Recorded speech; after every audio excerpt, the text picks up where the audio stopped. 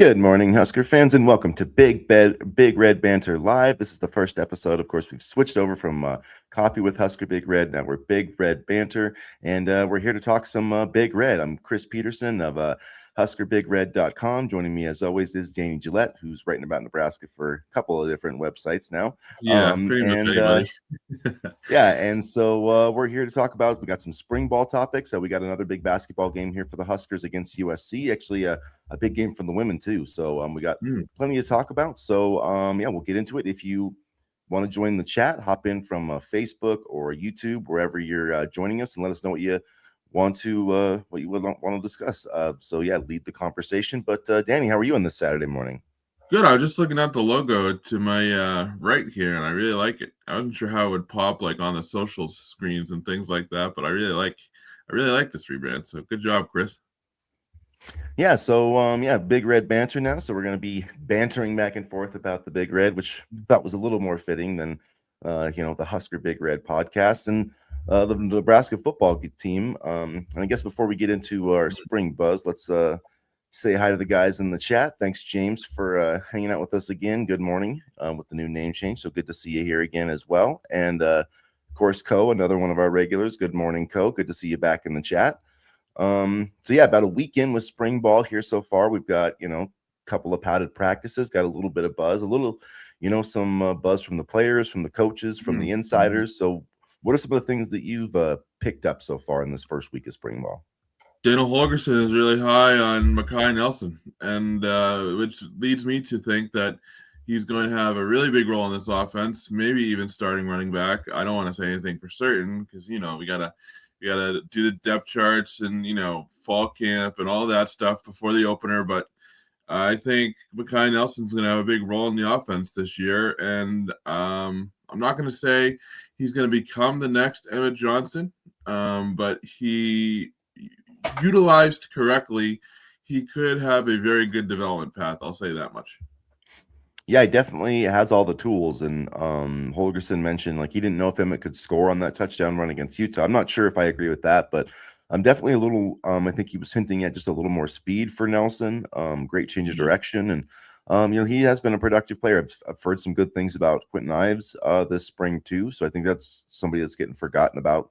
A little bit in that running back room as a kind of a power guy. They do need that short yardage back. He was very successful in that role against Utah in the Las Vegas Bowl. So we'll see. But yeah, I definitely think that's somebody who's, going to have an impact. And so far, I think the running back room, I mean, it's, obviously it doesn't really matter until, we put on pads in the fall, but I think there's reasons to be encouraged about the running back room so far for Nebraska. Yeah, I never thought the sky was falling for the running back room. I would have liked to have added another back, but I didn't think it was as pressing a need as many thought it was. So I'm excited about this group. And will it mean that players may have to do a little bit more than they did last season or even step up into bigger roles? Sure. But I mean, if you don't play these guys, how are you going to know? So, I mean, I'm excited for this group.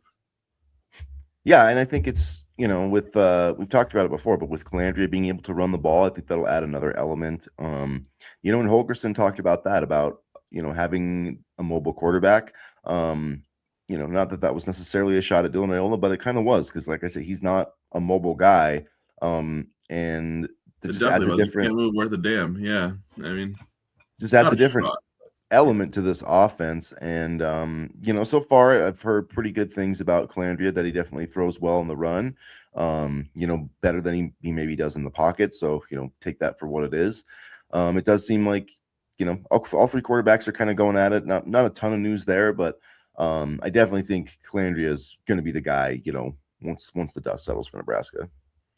Yeah, and I mean, you pay him $1 million. I didn't think he wasn't going to be the guy. So, I mean, and I know you thought the same way too, but I felt that any quarterback competition would just be for the sake of a competition, and it's not really, when it comes down to week one, going to be much of a surprise who the starter will be. Yeah, unless TJ Lateef really takes a big step forward, or maybe Daniel Kalen. I mean, all these guys have started games before, so there is that part of it. But yeah, I do think it'd be a surprise if it was anybody but Calandria. At this point, I mean, maybe if he plays and struggles, maybe one of the other guys will get a chance.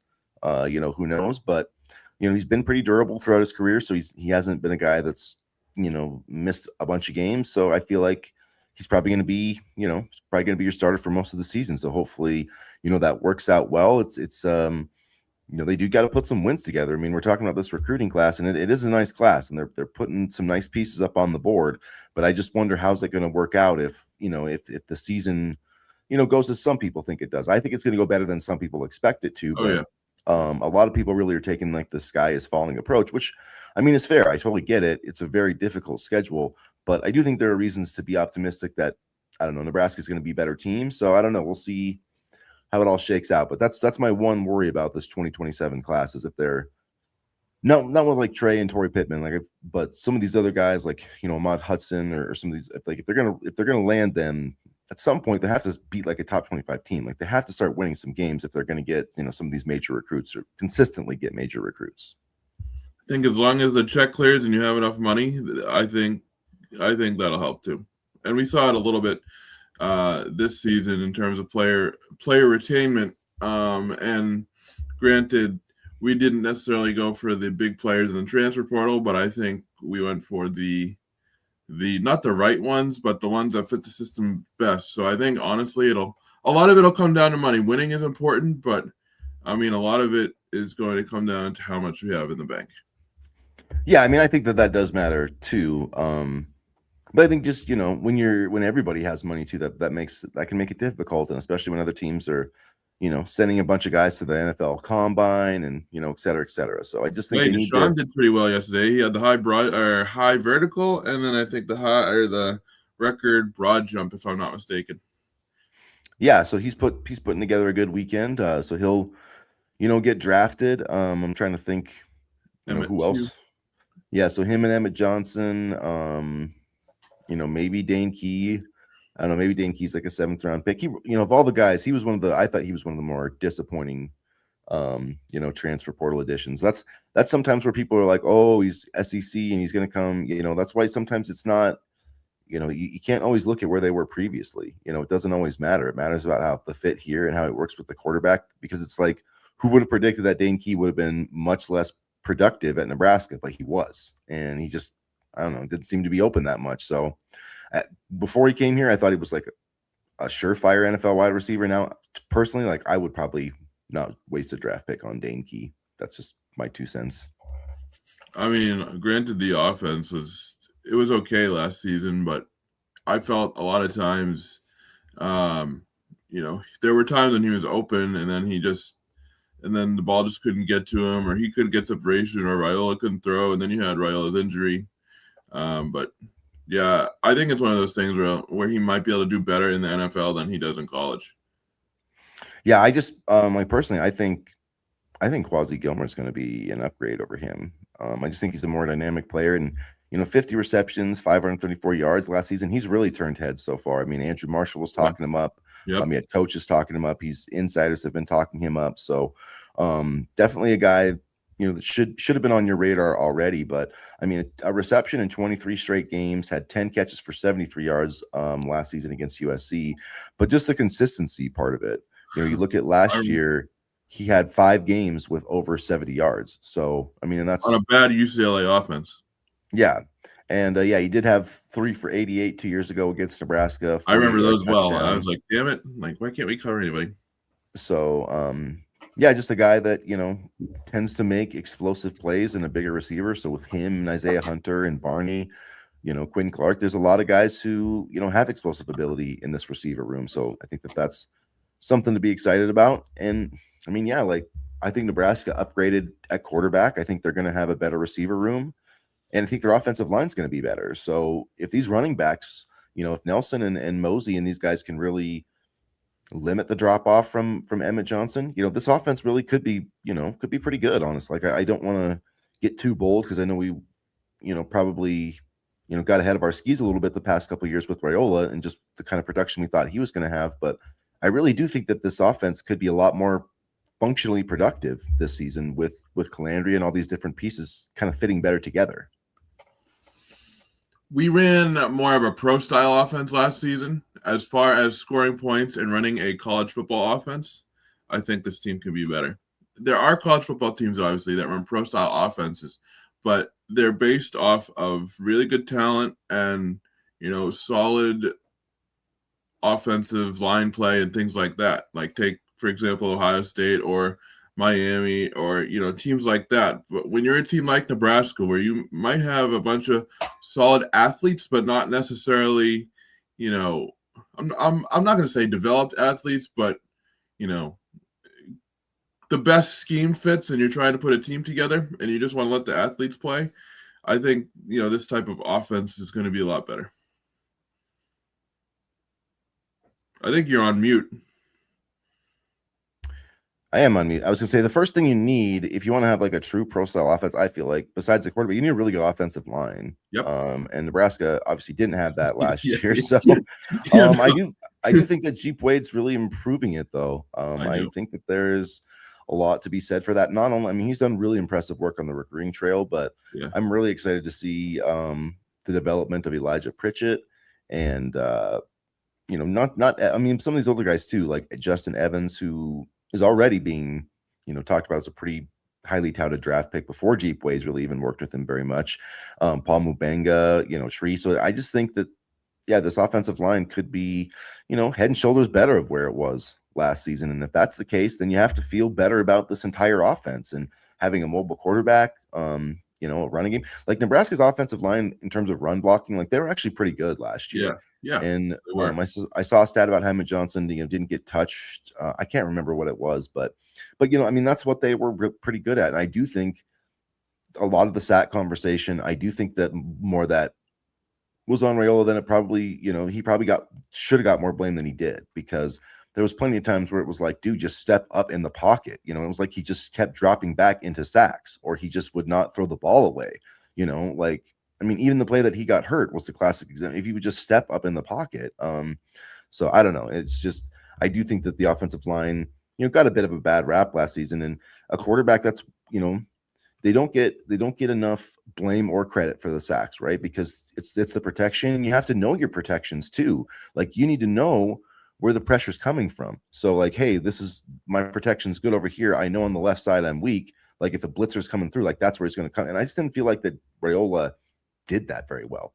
For all this talk that his dad was an offensive line coach and yada, yada, yada, like doesn't seem like he knew what the hell he was doing in terms of protections, or just never felt like he knew where the, like if the blitzer's coming, like it just didn't feel like he knew, like, okay, that's where somebody's going to be open behind him. So I don't know. He has a lot of development, and hopefully, Oregon will be, sitting for a year will be the best thing for him, but he wasn't ready for what Nebraska needed him to be. Yeah. And neither was Donovan Raiola. I kept hoping that he would be maybe better and he would improve year by year, but it just never came to fruition. And it was very clear that he was only on the staff to try to get his nephew. So. And yeah, so that's some of the offensive stuff. Now, talking, I guess, on the defensive side, I wanted to touch one more on offense, if you wouldn't mind. Oh yeah, go for it. Yeah, yep.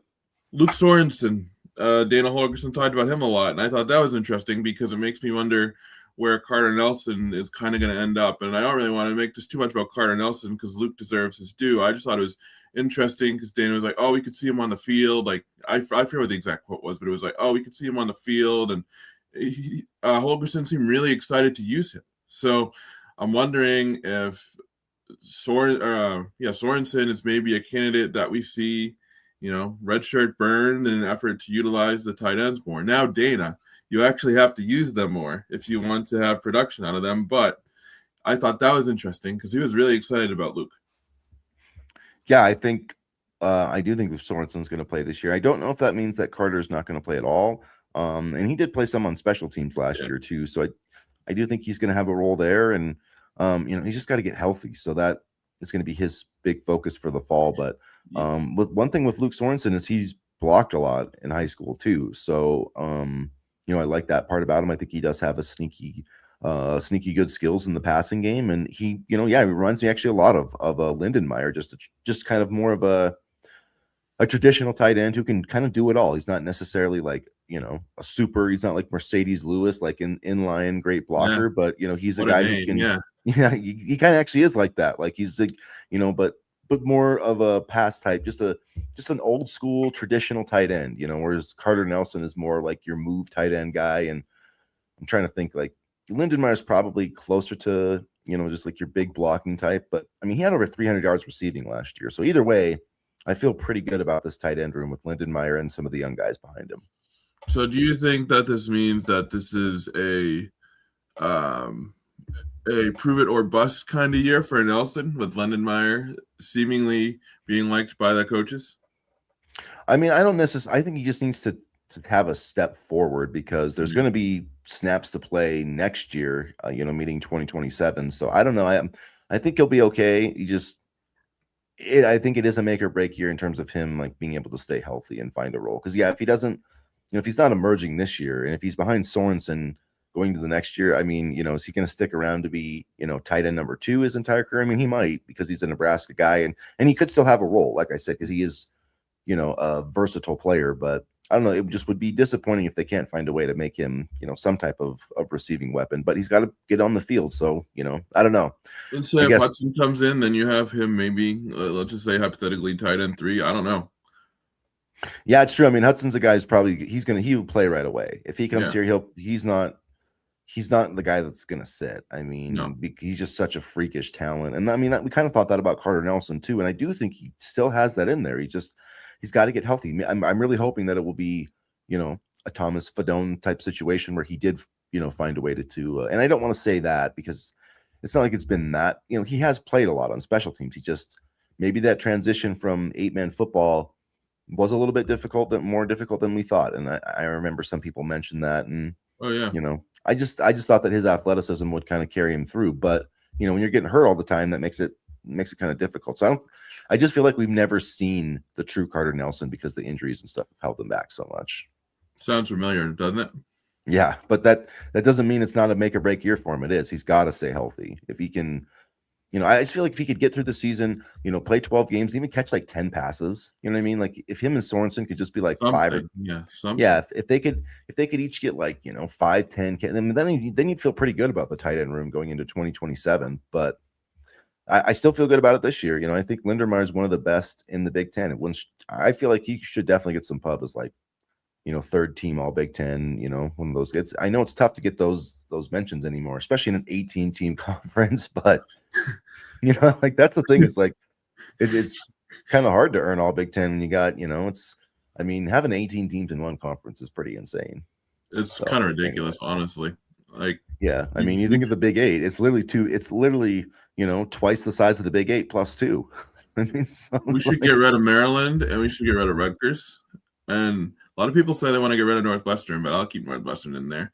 Honestly, the West Coast teams aren't as bad a fit as I thought. Maybe get rid of Washington, but I don't know.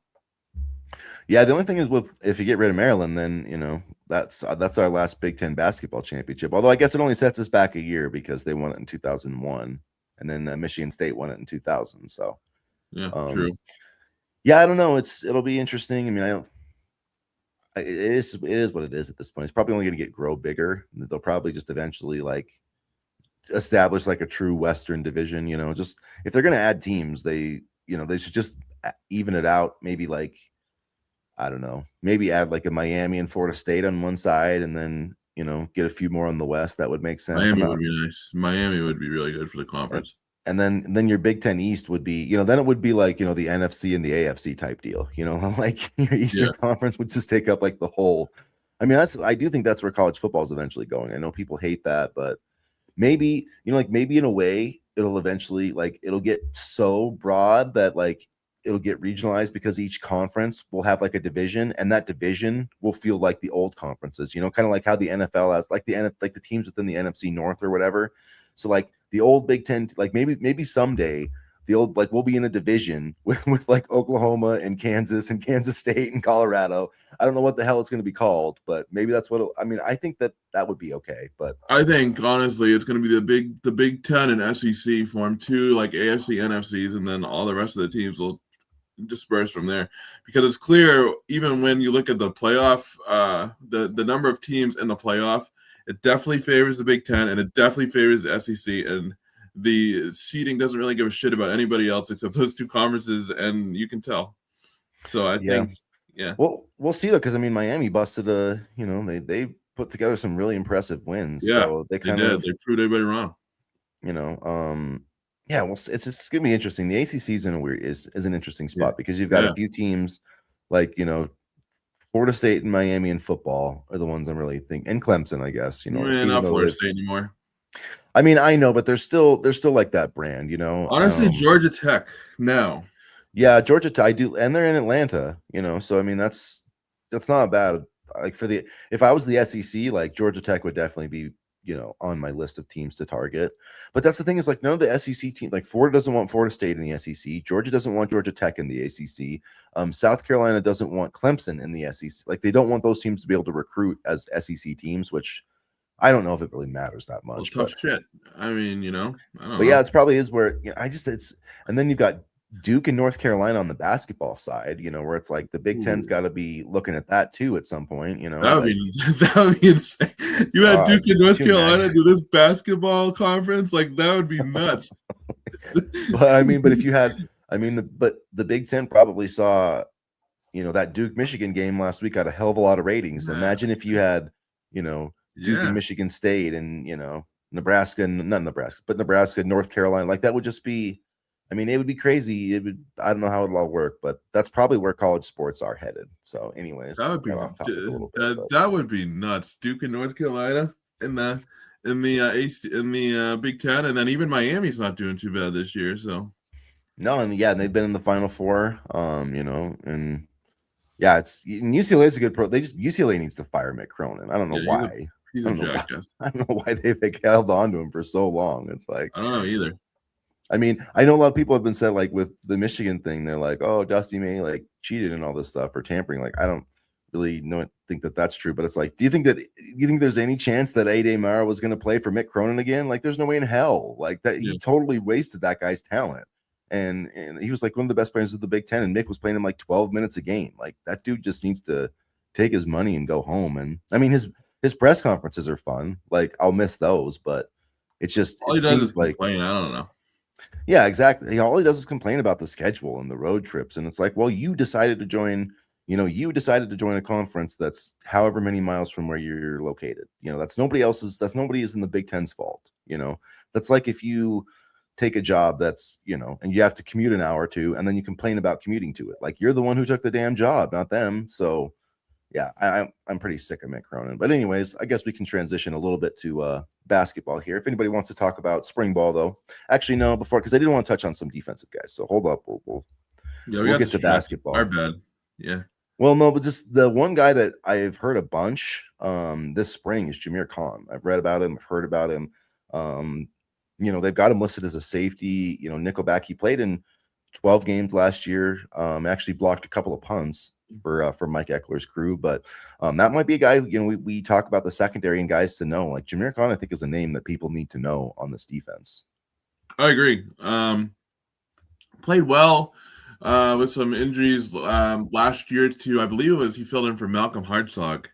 And he was able to play pretty well in the spot up duty. One of the guys I'm kind of looking at overall is Justin Rhett. I was pleased with what I saw in the time that he was on the field last year. And I think the secondary room has a chance to be really, really good. And I think this could also be a big opportunity for Addison Williams to show that he can continue that development side. We've seen the recruiting side of it with Danny Odom and a bunch of other guys here, but I think this is a big development year for Addison Williams. Not that he needs it, but that he can show what he can do with this group. So cool. I keep hearing about Rhett and Khan, yet neither played great last year. Well, you And have Khan, Hartzog and Singleton. yeah, and Pretty Khan much. didn't play a ton. I mean, he played mostly on special teams. He did play a little bit, in the secondary, but mostly a special teams guy. And he came from, played 2 seasons at Southern Illinois, had 11 starts there, 9 pass breakups. So is a guy that, has played a decent amount of college football before. I'm with you on Red. I mean, I do have questions about him, but personally, I like Caleb Benning better than I like Justin Rhett. But, I feel like he's a guy that just needs more coaching and needs more time. And so I definitely think he's going to have a chance to be in the mix at that safety position. I feel like the only guys we really know are for sure going to play are Andrew Marshall and Donovan Jones, but it'll be just really interesting because they that 4-2-5, like, are they going to play a true nickelback? Could that be Jameer Khan? And that to me, that makes a lot of sense. He's a safety corner, somebody who can play kind of both of those positions, can tackle, can cover. So I kind of like that. But I'm interested to see where Caleb Benning fits in all of this, and some of those other positions in the secondary. Rex Guthrie, I thought he played well at times, and then I thought he had some stretches where he played pretty poorly too. So I think if you're talking about question marks on the defense, like safety actually probably is outside of the defensive tackle position, is probably the biggest question mark for me, just how are all those pieces going to fit together. I agree, and quite honestly, I feel a little bit better about the defensive tackle room than I do about the safety room, but we'll see how it goes. I feel pretty good about it. I just think it's we need to see guys, step up and see how it all comes together. But I agree. I feel better about the room overall. Jashir Whittington's got a lot of buzz, especially as a pass rusher. I think he's going to add a lot as an interior pass rusher. Only 270 pounds, so you have to wonder how much he's going to hold up against the run. But sometimes like that's a trade that you need to make, because last year they really didn't, after Nash and, Ty Robinson left, there just wasn't a lot of interior pass rush. And that was one thing that Ty Robinson really didn't get probably enough credit for. I think he had 5 sacks his senior season, but like those guys really pushed the pocket. And if you're an edge rusher and like the pocket, like the quarterback, if the quarterback can just step up every time, then that really kills you as an edge. So I think having somebody like Whittington who can try to do that will really help guys like Cade Petrizak and Williams-Nwaneri, Cameron Leonard, all those guys who are trying to get that push on the edge. Williams-Nwaneri is really, really good, but he faded during the back half of last year. So I really want to see if he can put, together a complete season in the fall. And that's kind of, I feel like, Petrizak is a guy that I think will play on Sundays eventually. So can he take a step forward? Can Nwaneri take a step forward? Can Cameron Leonard play like he did as a freshman? When he had multiple sacks in that Colorado, like I was really excited about him, and he was a freshman All-American, and he's, I think he's been a little bit better than we've given him credit for, but he's never taken that breakout step, and so at this point, I don't know. Yeah, we'll see. It'd be a great year for him. Personally, he needs it to try to get some NFL attention. So, I think he is going to have a good chance, and Stodmeyer is going to play a big role. I think Riley Van Poppel is going to really have to step up this year, and Malcolm Simpson and Tyson Terry, they have both been getting on the field. They're still working their way into it, not 100%, not going full bore. But if those two guys can contribute this season, Terry and Simpson, and then if you can get some type of contribution from Dylan Berryman, like all of a sudden your defensive line room, especially defensive tackle, feels pretty deep. Yeah, and I would be watching Simpson closely because I think he'll have a chance to contribute quite a bit this season. And then so Simpson 285, Terry's 310, Gabe Moore's 290, Stodmeyer's 290. Gabe Moore. I'm glad you brought him up. Yeah, Whittington's 270. Yeah, I think that he's got a chance this year. And then Dylan Berryman checked in at 330, and I am interested to see how he plays this year. And Dylan Perro, Landon Davidson, Mason Goldman, kind of guys that all get forgotten about, 300-pounders. We'll see. It does sound like Nebraska is going to try to rotate more guys up front, which I think is the smart thing to do. Even when they had Ty and Nash, it felt like they played them too much. And I understand why they did. They didn't really have a lot of, but it was like that one year. That's why I didn't understand. Like they redshirted Van Poppel. It was like you should have played him that year, and he would have been better last year, and then he would have been better this year, and then Ty would have been better those years by having a little bit of rest. But live and learn. So I think Corey Brown, coaching more defensive tackles than D line, I think he'll move those guys in a little bit more, and they actually have the luxury, I think, to do that for the first time in a while. Yeah, I'm excited about. I'm excited about Perro and what Van Poppel can do again, because he was really, really good his freshman season, I thought, in the action that he played. And then in the bowl game, I thought he played at a high level as well. I thought that was one of the best games of his career. So I'm excited to see what he does for a follow-up act. Yeah, I think this scheme will fit him better, the 4-2-5. Linebacker, I feel pretty good about that position, honestly. Chambliss. That's one of our deepest rooms, I think. Yeah, Fowler, Shavers. But you look at, I mean, just Owen Chambliss and Vincent Shavers. Like you go right there. Those are, to me, those are your starters. Yeah. Yep. I know Fowler's probably going to be in the mix, but yeah, I feel pretty good about having those two guys. And So what do you think about Christian Jones? Like Christian Jones, Dawson Merritt. Merritt, I saw he was hurt for spring ball. It seems like he's catching the injury bug a little bit overall to start his career. What do you think about those two heading into next season? Like, do you think they can carve out productive roles, or do you think the linebacker room is too deep? I think they'll find a way to get on the field. I think most of it's going to be on special teams, but you still have to play. You got to rotate linebackers. Like it's hard to give those guys all the snaps, but I do think that honestly, I think that Dexter Fowler, or Foster, excuse me, Dexter We Foster. keep wanting to call him Fowler too, I but know. Damn it, forget that baseball player. I think he's going to end up maybe being the number 3 linebacker. So I think we'll see Merritt and Christian Jones, but I think it's more they're still going to be kind of getting their feet wet and playing on special teams and more of a part-time role. But I do think we'll start to see him a little bit. I think people are kind of underrating Dexter Foster a little bit. I was really excited when we got him because of his production at Oregon State, and I feel like he's going to surprise a lot of people. Yeah, so in 2 seasons with Oregon State, 19 games played, 11 starts, 95 tackles, 5 tackles for loss. This year he had 52 tackles, 3 tackles for loss, a pass breakup. So yeah, I think he's in either way just a really solid, productive player to have, kind of behind your starters there. And then we've kind of touched on the secondary. I still think Bryson Weber's a name that people are going to know by fall camp. Danny Odom, I think, is going to be in the mix too. And then they added that guy Victor Evans from the transfer portal. So they've got like a lot of depth. He made 8 starts last year. Victor Evans, I'm meaning 6'1", 180-pound cornerback for FIU. I get their lower tier program, but still 4 pass breakups last season, 42 tackles, 1 interception. It's just like a guy who is coming off the bench. Like I feel like that's a pretty good depth to have. So some nice pieces, I think, for Addison Williams to work with there in the secondary. Absolutely, and I think this could be a big year for Larry Tarver. And I want to see what Amari Sanders can do because I feel like they've been kind of forgotten about. So there's definitely tools in the toolbox to play with. It's going to be interesting to see who they roll out, and I wouldn't be surprised if Danny Odom made a bigger impact this season than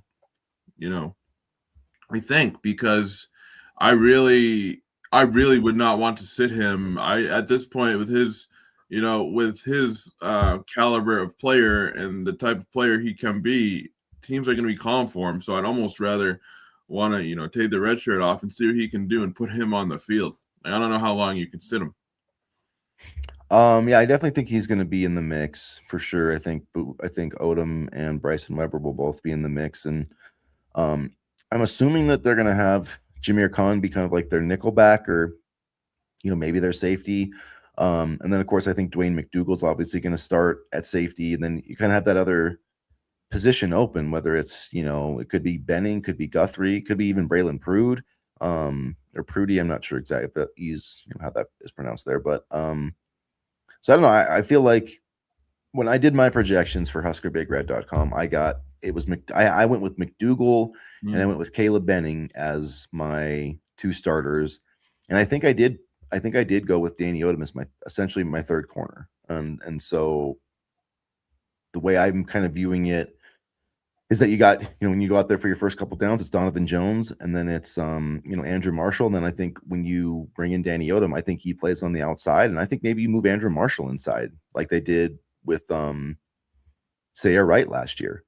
So I don't know, maybe that would be Donovan Jones, maybe they take Donovan Jones. I don't know how that especially is going to work, but to me that's kind of how it could all work out. Is basically you could have Danny Odom as your 3rd corner, and just kind of roll with it from there. But I think it's a good problem to have, because even if if you have Khan at safety, if you have Benning at safety, you could have McDougal and Khan, you could have Odom, Marshall, and Donovan Jones all at the same field on the field at the same time, and then you still have a lot of really you'd have Rhett, Guthrie, Buford, Evans,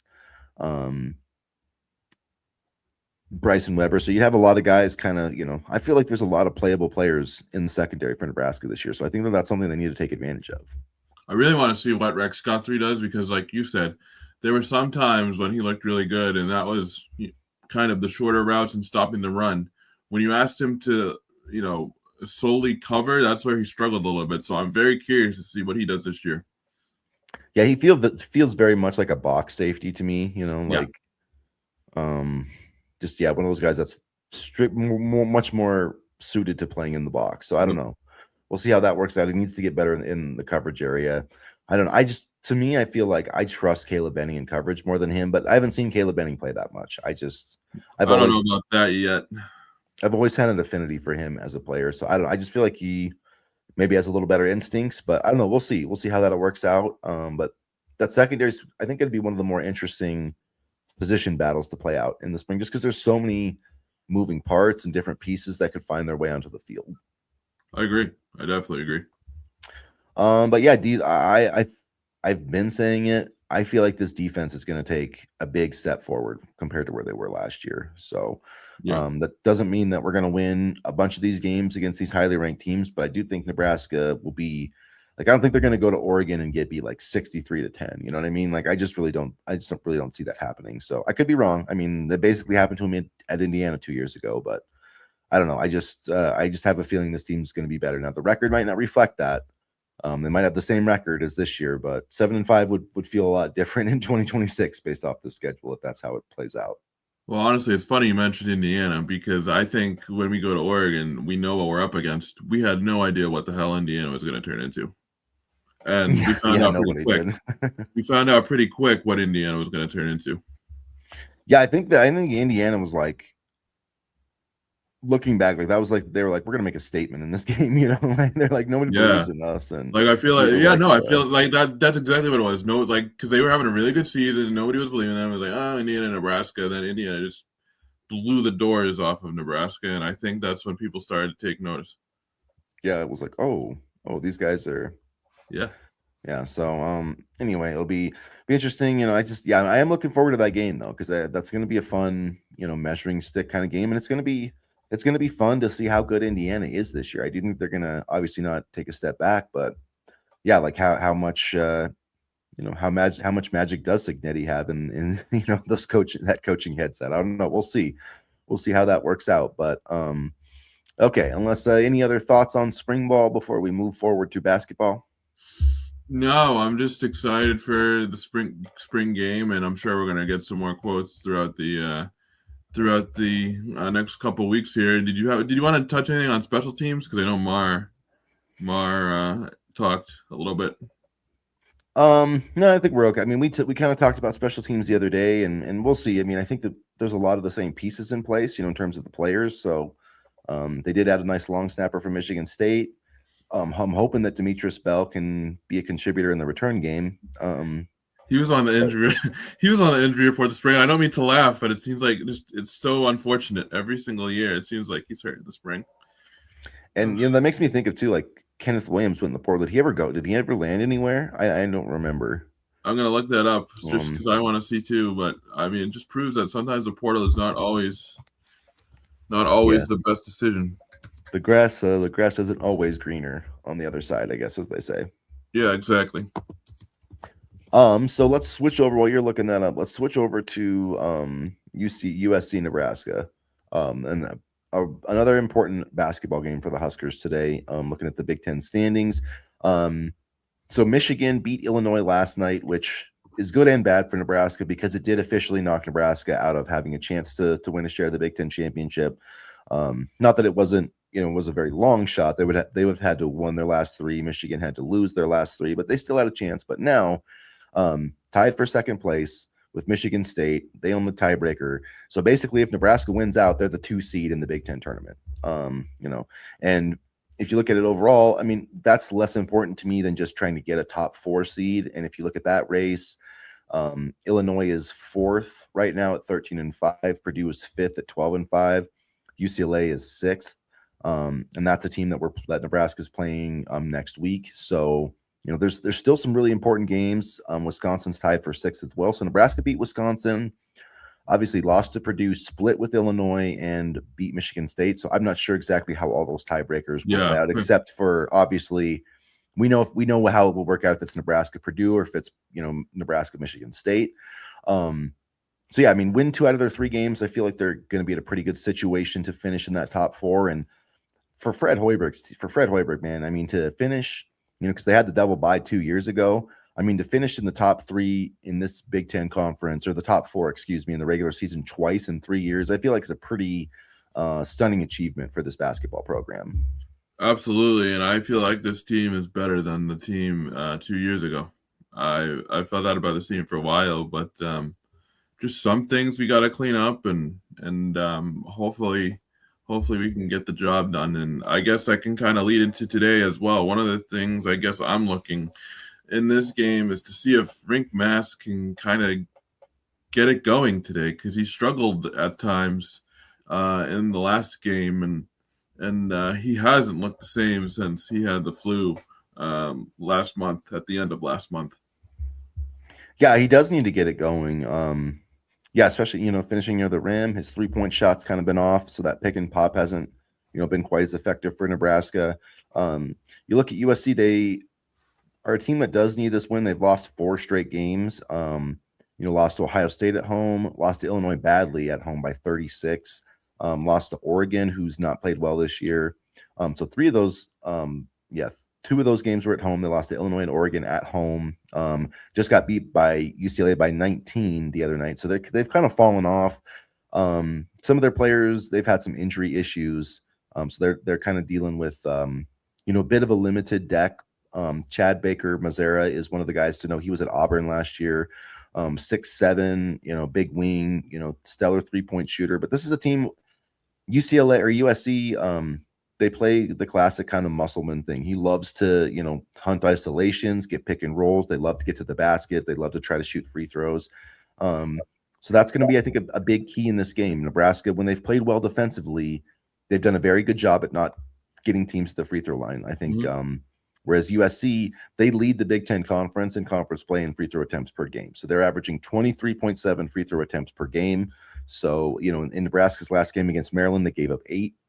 I think I'd prefer that number to be under 10. And so that's something to watch. If that number gets up over 20, that's definitely, favors USC. If it's closer to 10, I think Nebraska is going to be in a good spot to win this game. I agree. And, they love to Nebraska loves to double, and they love to trap. So maybe that might lead to more opportunities for USC to get to the rim if they leave a man open for too long. But we'll see. We'll see how it goes, because I think one of the things that, like you said, Nebraska's been able to do really well is defend the perimeter and matches up well against length. So hopefully they can take advantage of that matchup again today. And USC's a really poor shooting team, especially from deep. They're 18th in 3-point makes per game in the Big Ten. Of 18 teams, they're 18th in 3-point attempts per game, so they just don't want to shoot them. And then they're 17th in 3-point percentage, 29.4%. But that's one thing Nebraska does, as you mentioned. They do not want to give up the paint, so they will double, they will force you to pass the ball out, force you to take these 3-point shots. So we'll see if USC can make any of them. They also, in terms of turnovers, they turn the ball over more than anybody in the Big Ten, 12.1 times per game. So Sam Hoiberg, should be licking his chops with all of the steals and deflections. So I do think that there's a chance Nebraska can get some fast break points, can win the turnover battle, and can knock down a bunch of 3-point shots, because it's not, USC's a pretty solid 3-point defense, but they're just kind of middle of the pack. They've got good rim protection. They do steal the ball and take care of it pretty well in terms of like forcing turnovers. So that's going to be a big key for Nebraska as well, because when they turn the ball over, when they get up to like 20%, turning over around 20% of their possessions, that's kind of when that gets anybody into trouble. So, keeping the turnovers under 10, I would say keeping USC's free throws under 10, and then just shooting a decent percentage from 3. Like if Nebraska can do those 3 things, they'll leave Los Angeles with a win today. A lot of fourth thing, just to get Rink Mass going. I really think if he can get going today, then they'll leave Los Angeles with a win. He needs to have a big game. I want to see a little bit more from him, especially as the season winds down and tournament play begins, I think he needs to have a big game here. He did have a big game against, was it Rutgers? I thought he had a really nice game there, but he's struggled lately, so I want him to get back on track. Yeah, he definitely does need to get back on track. So his last 5 games, he went 5 of 13 in the most recent one, was 4 of 10, 4 of 10, 1 of 4, 6 of 13. So he hasn't had a game shooting above 50% since, hold on, just give me a standby here. Since that Rutgers game. That was the one. And then before that, it was January 17th. So he's only had 2 games in the last 6 weeks where he shot above 50%. Where that was the Northwestern game too. The January 17th one, if I'm not mistaken. Yeah.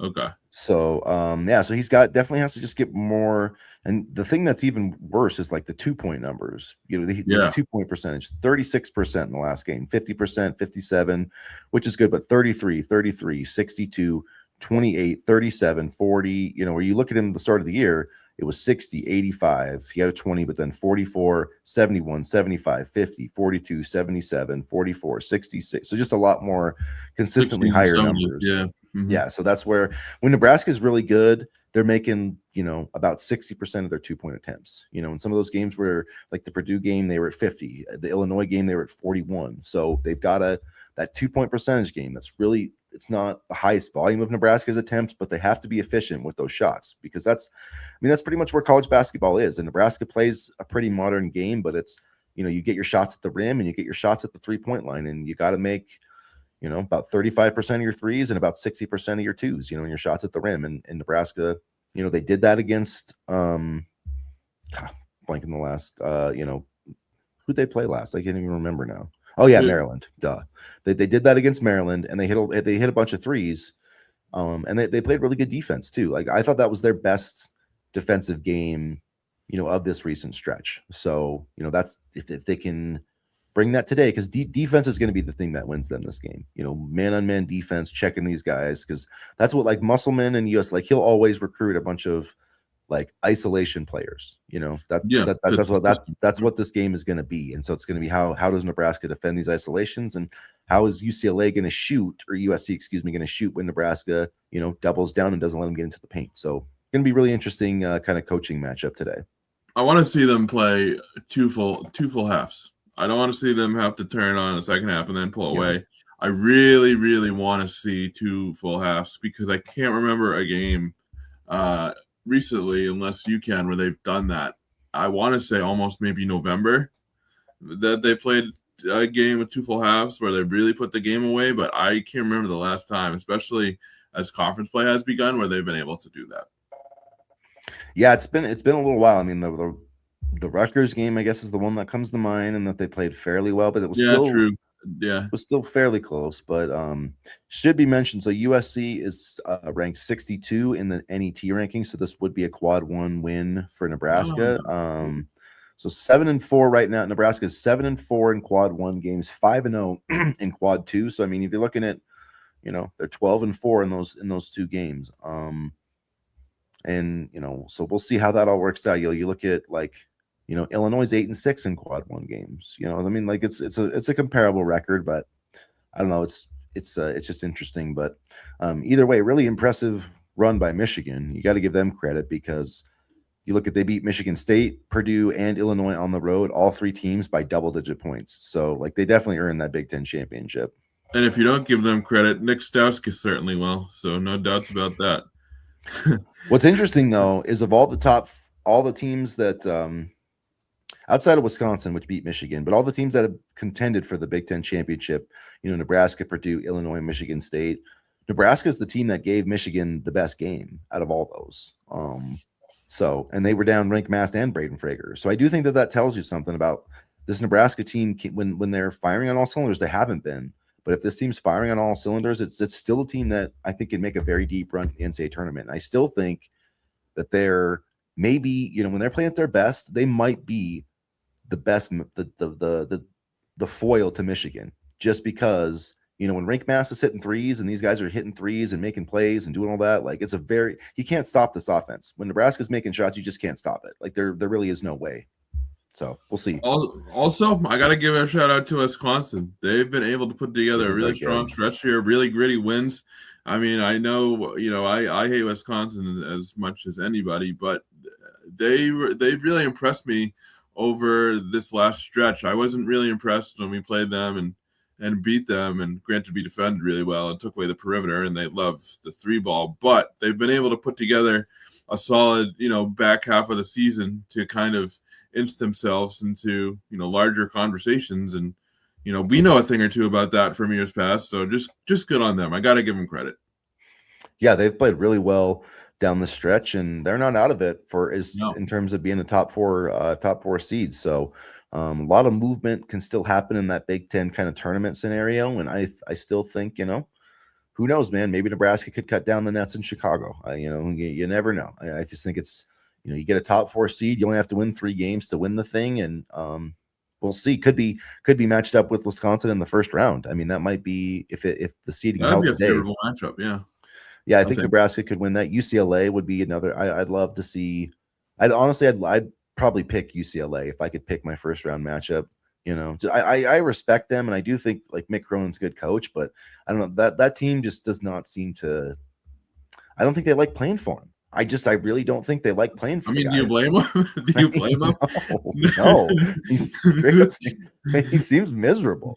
He just seems like a miserable human. Like I wouldn't want to be his wife. My God, he's probably like, you know what I mean? Like he's probably one of those guys that can, find anything wrong with anything. So quite honestly, the whole UCLA, like that's just the embodiment of the whole UCLA athletic department. It's run so poorly. There's so much potential, and it's run so poorly. Like I don't know how it's happened that way, but I mean, you're in Los Angeles for crying out loud, and you run one of the worst athletic departments, and not only in the Big Ten, but I'd be willing to say the country. Yeah, they haven't been very good. I mean, it's been a while since. I mean, they went to the Final Four a few years ago, I guess. But but that was with Mick, so I guess whatever. But that was with Mick. But was that Lonzo? Was that Lonzo Ball? No, that was Oh, I'm trying to think of the guys on that team, but no, Lonzo wasn't on that team. It's like one of the dudes that's on the Heat now. God, drawing a blank. But yeah, they had some pretty good teams though. But I still don't like Mick. Yeah, I don't like Mick either. All right, so yeah, about 5 minutes to go here. So if you guys have anything else you want to discuss, looks like we have a chat here. Minus their loss to Oregon the other night. I don't know if you're you must be talking about Wisconsin probably. Yeah, I mean it's weird because Oregon has popped up and beaten a couple teams now in the mix. Oregon is weird because Dana Altman has historically had a good track record of success, but he hasn't been able to figure out Oregon yet. So yeah, so Wisconsin got beat by 14 at Oregon. They play at Washington tonight, and then home against Maryland at Purdue. So yeah, this Big Ten race is going to be really, really interesting. When Washington's healthy next year, I would watch out. Like they definitely have some pieces, and granted they had a lot of injuries this year, but I'd be worried about them for next year. Honestly, I really would.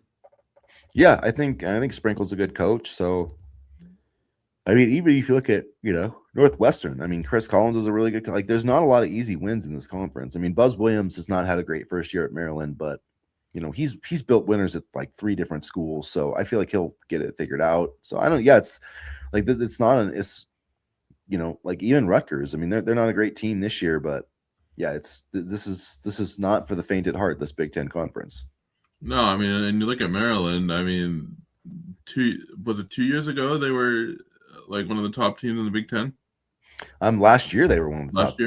They had 2 guys that went to the went to the NBA. They had that really good big guy that scored like 30 points against us. I can't remember his name, but I just could not stop him. And so yeah, they were pretty good. I can't remember where what happened with their coach or why he left, if he went somewhere else. It's just kind of been a weird ever since Gary Williams left. I feel like that program's just been like they're always kind of around, but I feel like they've never really reached their potential since they moved to the Big Ten. I don't know. Probably it definitely probably would have been better for them to stay in the ACC basketball wise, I think. Yeah.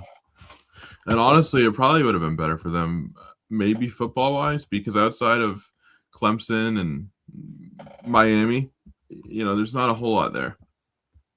Yeah, it's Loxley's done a decent job. I think that they were smart not to fire him. It's like anyway. I think a lot's riding on Malik Washington for them, but we'll see. Yeah, for sure. All right, you guys. Well, we'll start to wrap up here. Let's throw out our predictions. Nebraska's a 5.5-point favorite today against USC.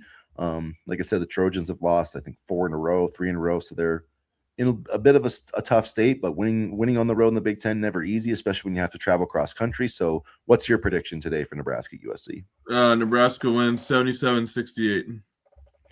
I'm going to take Nebraska. Yeah, I'm going to say 75-63. And there'll be a defensive battle. I think USC is going to have a tough time scoring. Coach says Nebraska by 13. Okay. Yeah, I just think USC. I mean, if they had some of their dudes, but they just don't shoot well, and I think Nebraska's going to try to force them to make jump shots, and I just don't think they're going to do it. And so we'll see. But the fouls are, I think, are going to tell the story. 2 things that could get Nebraska into trouble: too many fouls and too many turnovers in this game. So.